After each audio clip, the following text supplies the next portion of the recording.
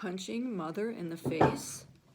Hi, this is Margie FitzGerald, LCSW, continuing my series on abuse and battering of children and how to accurately assess and treat them through my practice manual for providers. And I have a link in the bottom. It's called The Case of Nightmare and Hostage Chills.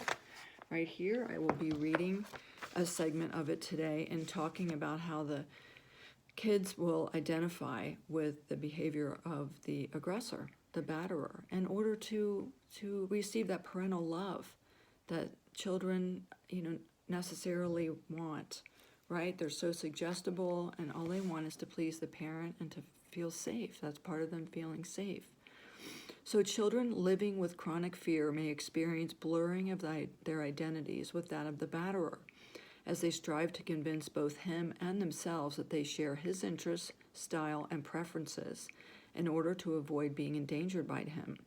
This symptom of identification with the aggressor is widely recognized as a symptom of abuse-related trauma. This is from Dutton and Painter, 1993, Emotional Attachments and Abusive Relationships, a Test of Traumatic Bonding Theory, on page 42 of The Case of Nightmare and Hostage Hills. So this is what's missing and not being taught in universities for therapists, for med students, law students, educators, nurses, school counselors. They're all missing some of these a lot of these behaviors, as there's a pattern that the children display in going through these custody court cases where the father is indoctrinating them and turning them against the other parent, the mother.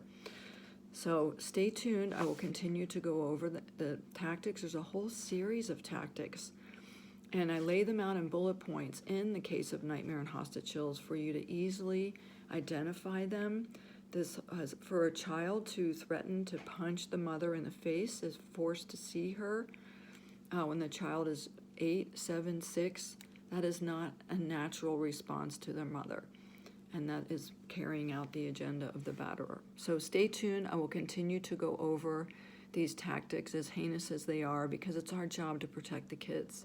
Case of Nightmare and Hostage Chills, the link down below. Thank you. This is Margaret FitzGerald signing out, and I'll talk to you soon. Bye.